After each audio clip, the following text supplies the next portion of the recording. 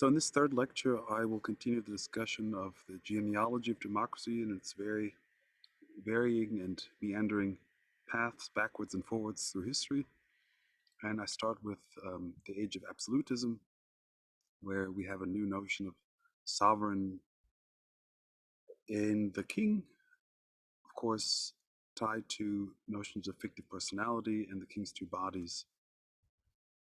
So around the 17th century, 16th century, we have situations in England and France where, due to the wars that are ongoing and the rising colonial ambitions of each of these nations and others as well, kings basically need to raise taxes, and therefore the juridical person and personality was a very useful legal innovation in that regard. And its origins can be traced, in fact, much earlier to Pope Innocent IV's reforms. And in his case, the addition to church canon was that the fact that monasteries and other church institutions could no longer face excommunication for the misbehavior of a rogue abbot or monk by bestowing the monastery with a fictive personality or fictitious personality. And in fact, Otto von Gierke, who I've mentioned frequently, refers to Pope Innocent as the father of the, in his day, still dominant dogma. So there is a clear ideational connection between Innocent's concept of the persona ficta and modern day limited liability legislation. And in fact, John Dewey states that even if Pope Innocent had not included populus as et gens et huius modi along with ecclesiastical groups, we may be sure that what applied to religious organizations applied a fortiori to civil. And this all also came on the back of the so-called enclosures movement, about which the historian E.P. Thompson has written extensively.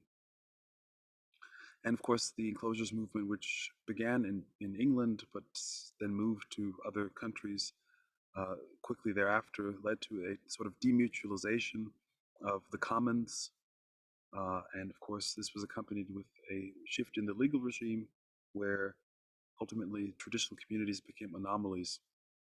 So this movement led to the dissipation of many traditional communes, agglomerations of the public that had grown together organically over centuries into a municipality of varied structures and institutions, including and basically transforming these into what Gierke calls bloße Wirtschaftsgemeinde, or mere economic units. And in fact, these municipalities began progressively losing their public character as the curtain which separated the growing army of laborers from utter proletarization was torn down, as E.P. Thompson has suggested. However, many continued a dilapidated and weakened existence, but many of their resources, such as the commons, were converted into basically mere rental property.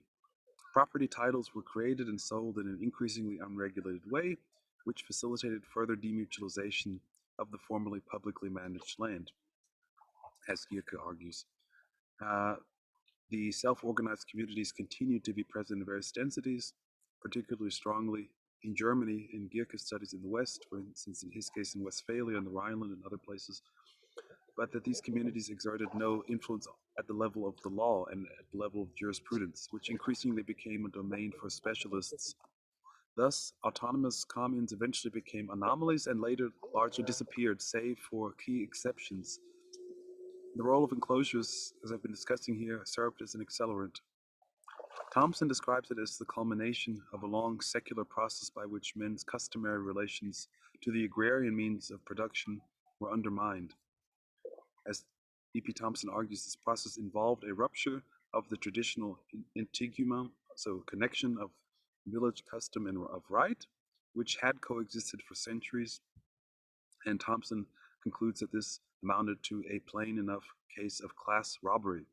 Of course, the recent book by Katharina Pistor, The Code of Capital, also recounts the legalistic accompanying institutional shifts that coincided with this and in many ways caused this change in the order with respect to enclosures. There's a very interesting discussion around the history of Protestantism and the Protestant Reformation, its limitations, its actual ambitions and its eventual restrictive um, outcomes, so to speak. So Protestantism, of course, began as part of a larger movement towards associational forms of communion, of organization, and as has been argued, that 1525 was the turning point after which churches became increasingly integrated into state structures. So Gierke speaks of a powerful social movement who, simultaneous with the notion of religious freedom, desired to realize a civic constitution enabling a popular civil and churchly independence, companion of the Reformation.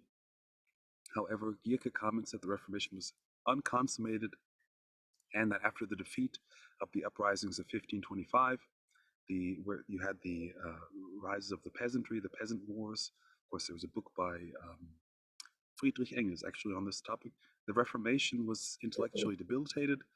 The last attempts to rebuild the medieval union failed, as Gierke argues, because of the strengthened thoughts of the authorities. The year 1525, the suppression of the Peasants' War, forms an epochal turn in the history of the church constitution. From then on, it was decided that the German Reformation could only be victorious as an ally of the idea of state sovereignty, that religious liberation and renewal should not bring about ecclesiastical self-government of the congregations and church societies, but rather create sovereign church constitutions. Thus, Gierke continues elsewhere in the text, churches, even the Reformed churches, became integrated into the power structure of the growing absolutist state. They became Anstalts in the phrasing of Gierke, which are basically forms of state institutions, quasi-ministries. Accordingly, with the consummate idea of secular authority, Obrigkeit, they became Staatsanstalten, or state ministries or state institutions. Ultimately, the traditional dualism between spiritual and worldly realms was incommensurable with the idea of the state developing at the time. Therefore, the absolutist state could only tolerate the church as a public institution in the form of a state institution. Meanwhile, unaffiliated or free churches were regarded as private associations. Thus, while John Calvin demanded independence of the church in both a worldly and spiritual matter, Martin Luther and Zwingli accepted the worldly submission of the church to a continually more worldly church government, a government of the state within the state. In this regard, we should also speak here on the right side of Louis XIV here of the relation between what Gierke calls domination and association, which I've discussed in previous lectures, and its relation to military power and the national idea. So many today hold up the Reformation as a major turning point on the road towards the modern pluralistic world order. Others, however, hold it as an unfinished revolution or as only one side of an ethical and political movement towards autonomy in the era of the Renaissance. The concurrent economic side of the struggle was embodied by the Peasant War, which was brutally repressed in 1525, also interestingly a turning point in the history of the Reformation. As Luther condemned the rebelling farmers and encouraged the nobles to treat them as dogs, the scope of at least his brand of protest limited itself increasingly to the spiritual realm. To these second theorists, this limitation, so those who feel that the Reformation was unconsummated, only part of a larger struggle, this limitation to the strictly spiritual undermined the spirit of the reforms that the Reformation entailed, which Gierke correctly points out, entailed a strengthening of communal autonomy and concurrently self-governing. Autonomy versus heteronomy in the language of Castoriadis. In similar fashion to Galileo's renunciations, the latter Reformationists abandoned the true consequences of their radical discoveries or beliefs in fear of the consequences for failing to restrict their appeals.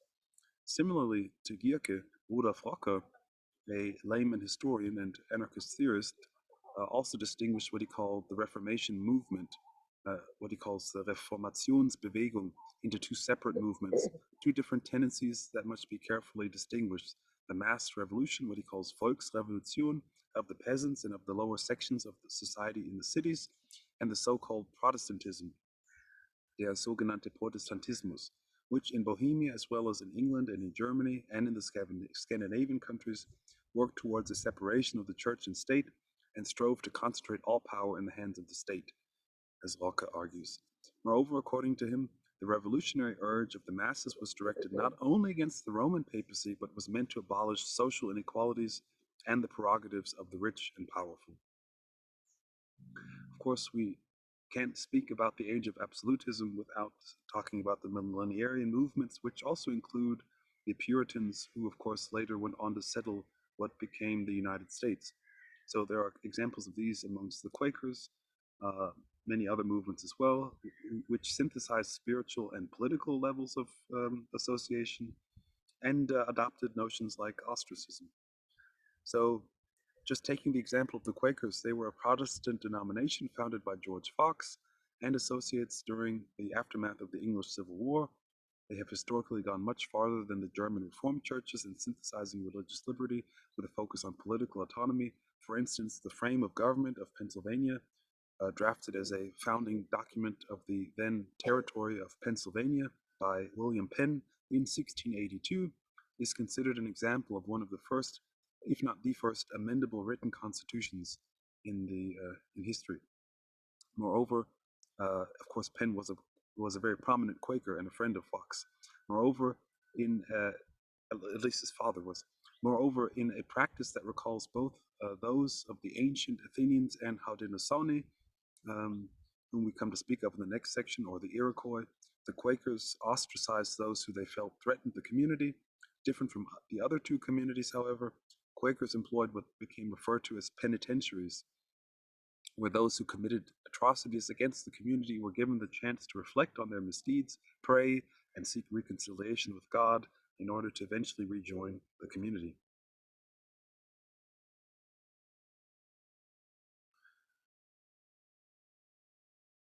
We should always still talk about the notion of dominium, a concept which arose in the legal realm around this time, the rise of absolutism, as a reaction against the notion of absolutism, and which mirrored the two bodies conception of the king. So absolutism, of course, resulted in a shift ultimately towards less organic forms of social organization, often disrupting the patterns of life that had existed relatively unchanged for centuries.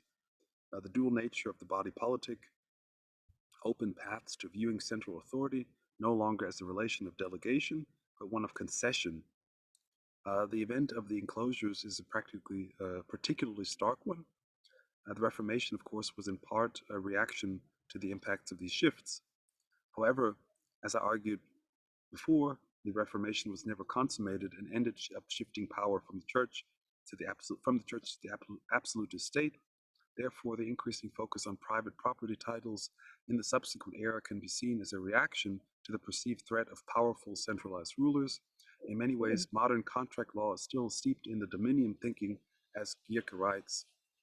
I'll return to this topic again when I discuss the rise of wage labor, first taking a detour to some non-European forms of cooperation. So, just to frame the discussion on non-European democracy, there, of course, is a very famed literature in sociology on what's called the varieties of capitalism. Here, the book by Hall and Suskitz, entitled Varieties of Capitalism, where they talk about, for instance, the liberal or the regulated forms of capitalism, or some have talked about Nordic versus Anglo or liberal versus Mediterranean types of capitalism. And I'm not going to get into that literature. I mean, it certainly is very interesting, and there have been some criticisms of it as well, for instance, by Wolfgang Streeck. Some interesting essays that he's written. Basically, my argument is that just as there is a variety of capitalism or varieties of capitalism, there are also varieties of democracy, and one can actually compare different aspects of the institutions that arise in different contexts. And therefore, just distancing ourselves from the two complementary conceptions. On the one hand, there existed at some point a society which remains to the present day an unattainable example, and on the other hand, that history is in the main part homogeneous, that there is no significant distinctions between cultures beyond mere descriptive differences. Now that is Cornelius Castoriadis talking about the role of Greek democracy. And as he says, there is no absolute democratic society. So he says, for us, Greece, for us moderns, I suppose you would say, Greece is a germ or a seed, which means it is neither an ideal or an interchangeable specimen, but what he says, a seed. And I mean, we can sort of investigate what this means for Castoriadis. And he begins in his essay La police grecque et la création de la démocratie, which is the Greek polis and the creation of democracy. He begins that essay with the observation that until the Greeks and outside of the Greek Occidental tradition, societies were instituted on the principle of strict internal boundary. Our view of the world, these societies would say, is the only true and sensible one. The others are strange, inferior, deviant, corrupt, treacherous, etc. He continues, as Hannah Arendt has commented, impartiality entered the world with Homer, so in the Iliad and the Odyssey. And this impartiality is not merely an affective sort, so not merely just a gesticulation, but rather concerns knowledge and understanding. So, in short, Castoriadis asserts that a pronounced interest in the other begins with the Greeks, and uses as examples such as Herodotus' comments that those living to the north of the Greeks were much better at these handicrafts than us, and so on. So, the idea is that the Greeks learned and they began observing other civilizations with the same critical gaze with which they reflected upon their own institutions. And Castoriadis follows this observation with a question. As we know that this standpoint cannot in any way, or in any sense rather, be described as universally disseminated, rather the absolute exception in the history of human societies, we have to ask how and under what conditions and in what way human societies have shown itself to be, or themselves to be capable of breaking through the internal boundaries by means of which societies usually exist.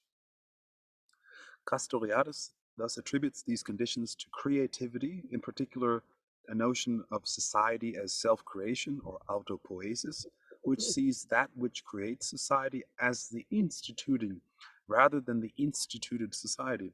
Thus, for Castoriadis, this instituting society is the civic imaginary, which we discussed, or which I discussed in a prior lecture, in a radical sense. This civic imaginary is connected to the search for new policies, new norms, new laws, and is connected with the creation of the individual, in whom society's institutions are solidly anchored. So, of course, returning back to the indigenous critique here, there's notion of instituting peace amongst the Haudonesaunee, the Iroquois. We have the comparison, of course, again, between the five nations, the Creek, the Cherokee, uh, the Seminole, and the Chikasaw. And of course, the Chinese with their social imaginary with both horizontal and vertical links. So to start on this discussion, I first begin with the Haudenosaunee, otherwise known by the French as the Iroquois. And first of all, I think it's important to move to the foundations, which we have to see. There's a different model of democracy going on here. This is not Athenian democracy. It doesn't have the particular givens and prerequisites of the Greek version, but there's a very interesting social experiment going on here, as the American founding fathers, as they were called, people like Hamilton and others were quite aware. Thus, Johansen and Grind have a very interesting book in which they argue that by the time of European colonial contact, Native Americans generally had formed numerous confederations, and that each had its own variations on the common theme of democracy and councils, but most were remarkably similar in broad outline. These systems, write the authors, had evolved to coordinate governance across geographic distances that seemed huge to European eyes at the time, and to permit maximum freedom to nations within confederations and individuals within nations. Of course, they have to remark that the density of the population in North America at this time was several magnitudes lower than that of Europe. However, it is still a remarkable achievement. And again, I mean, we can see similarities here with Greek conceptions of eulotherия and isotis, these notions of freedom and fairness. Also similar to the Greek notions of isogoria and isonomia, which I discussed in a prior lecture, we see Colden's rather comment that leaders never execute their resolutions by compulsion or force upon any of their people. So there's a very interesting emphasis on the sovereignty not of the state and its institutions or its rulers over its subjects, so this notion of concession, but very much a notion of an inalienable quality to the delegation of sovereign decisions. So the role of the individual was very important, and also the role of women was very important. So, of course, there is a strict respect for individual rights, and turning this question around and asking what the role of the collective played for the individual tribes and their members, Johansen and Grind suggests that the Iroquois believed that the spiritual power of one person is limited, but when combined with other individuals in a hearth, Hautiana or clan, spiritual power is enhanced. Whenever a person died, either by natural causes or force, through murder or war, the public power was diminished. According to this view, to maintain the strength of the group, the dead were replaced either by natural increase or by adopting captives of war. This practice of keeping clans at full strength through natural increase or adoption ensured the power and durability of the matrilineal system as well as the kinship state. So it is important to state there that the Haudonesaunee were matrilineal, meaning that women played a very dominant role in the political process, and even their sachems, which could be seen in a similar light as senators or other representatives, were in fact chosen by the women of the clan and could be recalled by the women. So different from the Greek tradition with its close guarding of citizenship, I should also say this is an important distinction to the Greek phenomenon. The Haudenosaunee, again, the Iroquois recognized no bars to dual citizenship. In fact, many Europeans, including Colden, who I've cited just a moment ago, were adopted into one of the Haudenosaunee tribes. Of course, which there were 5 to begin with and 6 later on. The image that you see on the top left here actually is the representation, the pictorial. There was no written language, so most of the mythical or even political history was represented by pictograms. And this is a pictogram that's similar to an extent to the wampum that was traded and maintained by several tribes. But this particular pictogram with the 4 boxes and what looks like a leaf in the middle represents each of the 5 tribes. As I mentioned, different than the strict Greek system of patriarchy, which bestowed only men with the rights of participation, Haudenosaunee civilization was matrilineal, with men traveling actually to the tribes of their wives, each of which had its own council and council leaders called sachems, as I've mentioned, who were nominated by the clan mothers or of families holding hereditary rights to office titles. Moreover, the women could remove or impeach a sachem who was found guilty of any of a number of abuses of office, from missing meetings all the way to murder. So now getting back to the Great Law of Peace, again, which is represented by the image on the top left, there is a very fascinating history to the Iroquois League or the Haudonesaunee Confederation, and the origins of it arise out of a desire to resolve the problem of the blood feud. There was a lot of violence between several of the tribes, and as the authors argue, as long as justice and the monopoly on violence resided in the clans, there was no hope of peace and goodwill. Thus, Hiawatha, of course, which was a spiritual leader, developed the new federation's fundamental laws through both rhetoric and charisma, moving from one tribe to the other, from the Mohawks to the Cayuga to others. He espoused peace and brotherhood, unity, balance of power, natural rights of all people, impeachment and removal, and of course the sharing of resources. So there was a certain image, an idea, an ideal that was being promulgated by individuals, as we saw again with Cleisthenes and Solon in Greece. In this case, it was Hiawatha and several of his colleagues. And of course, there was also a division of labor within the Confederation after it was formed. And I should say the tree that you see on the bottom right is also very interesting because this is the great tree of peace, at which of course, the Haudonesaunee lived in longhouses.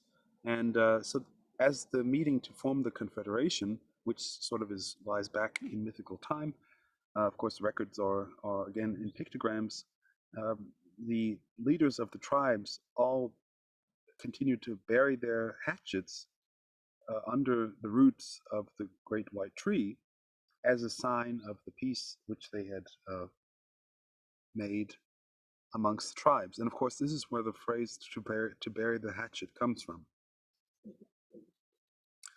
Nevertheless, about the division of labor, similar as in other democratic societies, the administration of peace and conflict necessitated some division of that labor. In the Haudonesaunee Confederation, the Onondaga were tasked with maintaining the Great Council Fire and for determining if any issue was important enough to summon the council. The Onondaga were also charged with keeping the council area free from distractions. Deliberation also saw a degree of division of labor. The Onondaga, of course, are the middle link in this five-link image. They are the area where the Great Tree of Peace actually was on the Onondaga, which was the largest of the tribes. So the procedure for debating, of course, was also bereft of division of labor, and the Mohawks and the Senecas were responsible here. The three tribes I've mentioned, the Mohawks, the Senecas, and the Onondagas, were also called the Elder Brothers. They were the largest tribes. After being debated by the keepers of the eastern door, so to speak the Mohawks, and the keepers of the western door, the Senecas, the question was then thrown across the fire. It's very symbol reft imagery here, to the Oneida and Cayuga statesmen, the younger brothers, for discussion in much the same manner. Once consensus is achieved among the Oneidas and the Cayugas, the discussion is then given back to the Senecas and Mohawks for confirmation. Next, the question is laid before the Onondagas for their decision. So you see actually a very similar legal process to what later became the political institutions of the United States, with its bicameralism and its division of power amongst the executive, the legislature, and the judiciary. And I'll get back to this topic in a moment. Nevertheless, even considering the division of labor, the role for discourse and delegation was never removed. And again, there is a glimmering of a creative and imaginary process-based view of deliberation. As the authors suggest, at this stage, the Onondagas have the power similar to judicial review, meaning that they can deliberate the consistency of the law with underlying values and the Confederation's constitution. It is worth recalling the procedural steps at length. Essentially, the legislature can rewrite the proposed law on the spot so that it can be in accord with the constitution of the Iroquois. When the Onondagas reach consensus, Tadodaho gives a decision to Honowireton, an Onondaga chief who presides over debates between the delegations, to confirm the decision if it is unanimously agreed upon by all Onondaga sachems.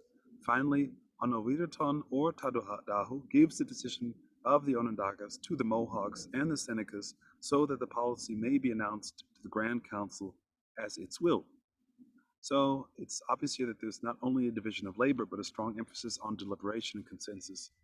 Moreover, the great law of the Haudonesaunee continually reinforces the state of people as sovereign. So the author suggests the people of the League also can initiate impeachment proceedings, treason charges, and alert the council to public opinion on a specific matter. The Iroquois people also have the power to remove sachems of the League's council. Also, in matters of grave seriousness, the Great Law stipulates that the chiefs of the League must submit the matter to the decision of the people. So the Haudonesaunee ultimately esteemed their peace chiefs and saw the primary roles of the Confederation as maintaining peace amongst the five, and as I mentioned later, six tribes, as well as providing for common defense. The League was not able to centralize power in matters other than mutual defense, but it was effective in diminishing friction amongst the five nations. Johnson and Grind argue that the image of the Longhouse was pivotal in achieving this consensus. And again, I'll get back to the influential role of particularly the Haudenosaunee or Iroquois in shaping the later American experiment. Moving on to the Five Nations.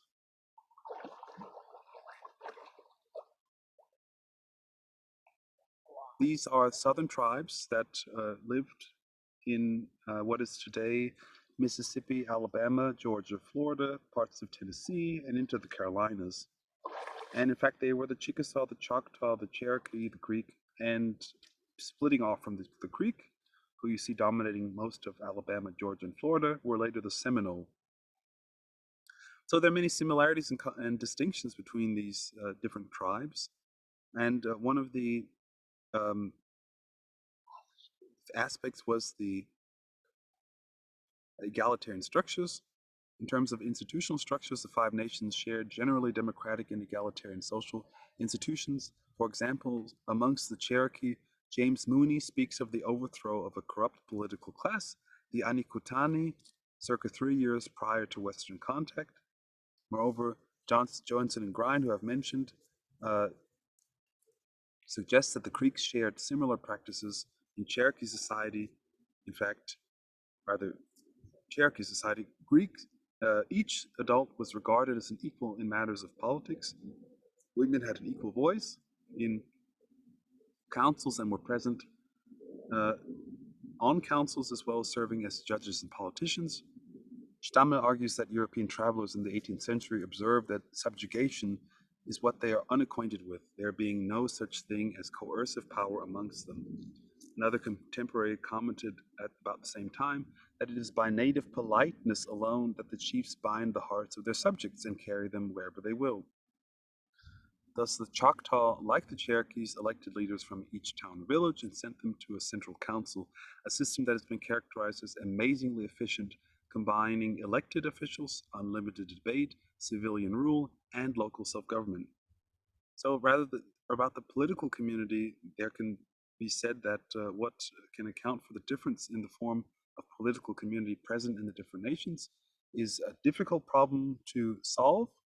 And in fact, there were many similarities, as I mentioned, but there certainly were some distinctions, and particularly the Cherokees seem to have the most success in adapting to the changing environment after European contact and the beginning spread of settlers and later um, uh, cities and others, and conflicts between the native tribes and the European settlers. And Champagne argues that the significant point is not that the Cherokee conservatives uh, versus the Creek or other conservatives were less traditionalistic, but rather than that the Cherokee cultural order was specified more highly differentiated. Rather, it specified more highly differentiated relations between polity and religion, between polity and institutions of social and political integration, and between polity and kinship. This meant that there were fewer institutional obstacles in the way of accepting a more differentiated polity, and should be noted that the Cherokee political nationality was not formed on the old cultural and normative principles, but rather it was legitimated by new requirements of national defense and preservation. So there can be seen very interesting parallels to the reforms of Cleisthenes in Athens, who in fact created new political communities and new political forms of association in the deme. So it can be seen as a form of adaptation to new and changing environments, and a necessary condition for a shift to a more decentralized form of organization. So back to this distinction between translating and concessional hierarchies. Remarkable is also the presence of concessional rather than translational hierarchies amongst the five nations. In this sense, the city's representatives could not govern without the explicit authority of the citizens. Thus, before such any situations were discussed or decided, referring to trade, peace, or war.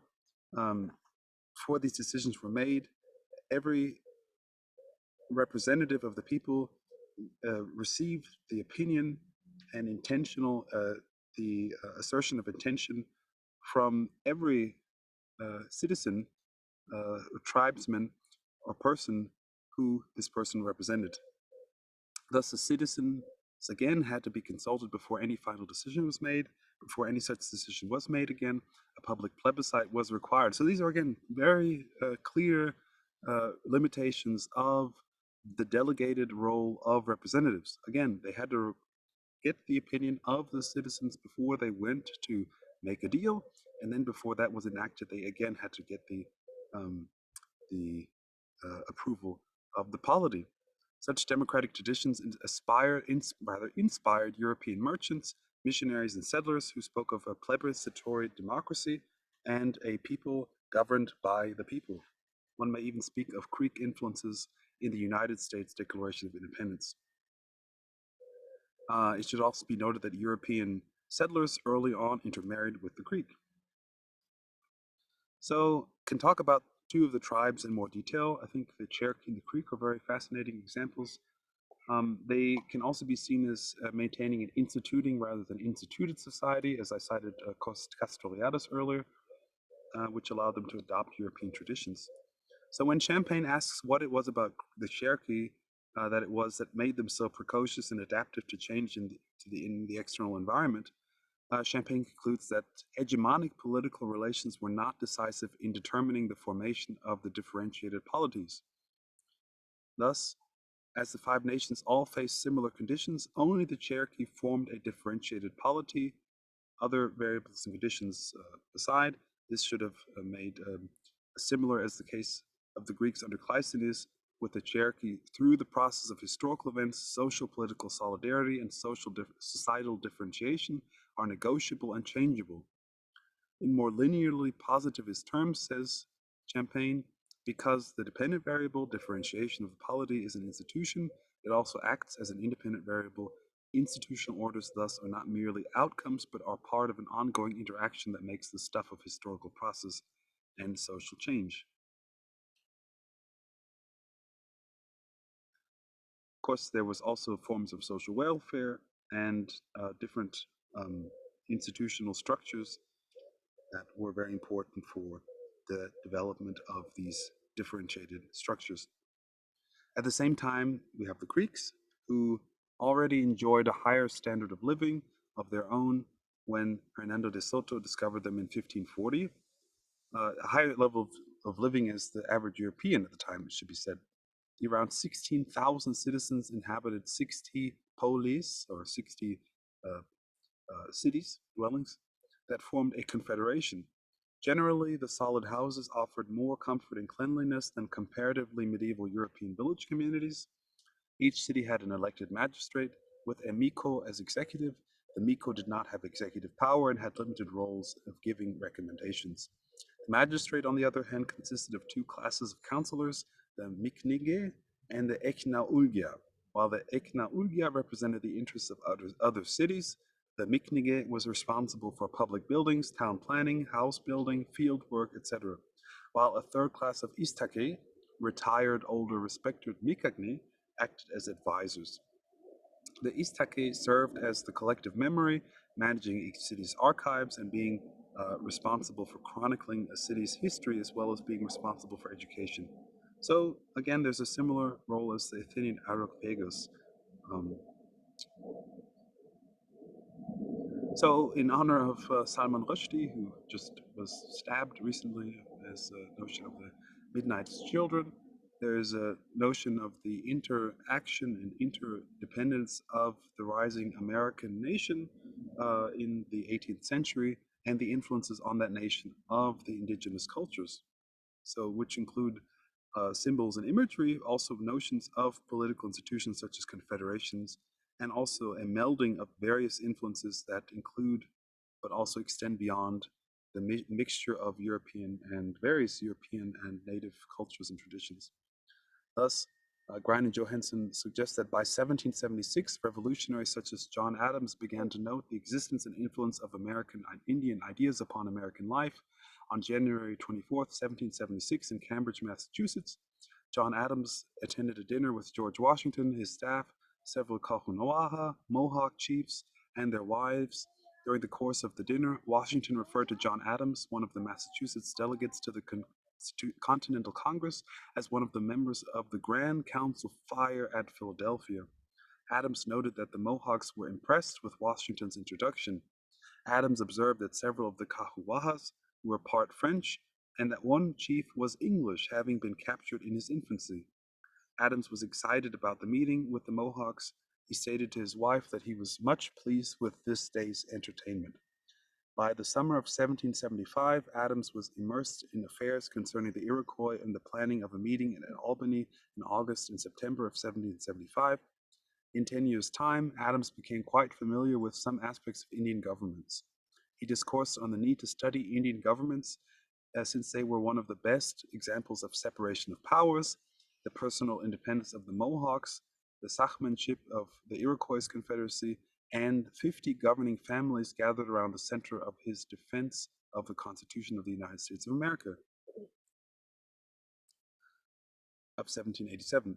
Adams was also present when a delegation of Iroquois chiefs visited the Congress in May and June of 1776. As a result of meetings along the frontier in August and September of 1775, the Continental Congress had invited the Iroquois to Philadelphia to see the Great Council Fire at Philadelphia. The meeting had also recalled the long-standing advice of the Iroquois to the colonialists that if you observe the same methods of government as we have, you will acquire fresh strength and power. As a result of this discussion about the new government, the Iroquois were invited to observe the Congress in session. It should also be remarked that there was a large degree of inspiration, even of the notion of confederation, in the new nation that was in the process of being founded. So, again, Grein and Johansen remark in their book Exemplar of Liberty, as soon as independence was passed in Congress, John Dickinson of Pennsylvania submitted a rough draft of the Articles of Confederation, or Our League of Friendship, as it was also called. On July 26, 1776, James Wilson of Pennsylvania argued forcefully for Confederation, stating that Indians know the striking benefits of Confederation, and they have an example of it in the Union of the Six Nations. Referring to Albany and Fort Pitt Conference of 1775, Wilson stated that the idea of union of the colonies struck the Iroquois forcibly last year. Wilson was pointing out that a strong union similar to the League of the Iroquois would be crucial to the creation of a new nation. And in fact, even James Madison was compelled to seek out the Iroquois and their council when he became disillusioned with the Articles of Confederation in 84. And lastly, this notion of the third nation is a reflection of the fact that many Americans were mixed ethnically, and such institutions as the Tammany societies developed. Many have heard, of course, of Tammany Hall, associating it with corrupt Democratic Party politics in cities like New York in the 18th or 17th century. But in fact, Tammany was the name of a Delaware leader with whom William Penn, in fact, had many treaties signed, and many Americans, of course, were a mixture of various ethnic groups, such as part Scottish, part Irish. Thus, identifying with an American Indian folk hero like Tammany was a way to assert the new American ethnic identity that was emerging. In fact, for many years there and decades, Tammany was associated as the patron saint of America, of North America, and was seen as a sort of a lightning rod or a connecting image or symbol for the new nation, which adapted both, again, various European traditions and institutions, such as May Day, connecting these with various native institutions and personalities. So you have events like Thanksgiving, which in fact was an attempt to creating a synthetic culture, both adapting, again, European and native traditions. And that's it for today.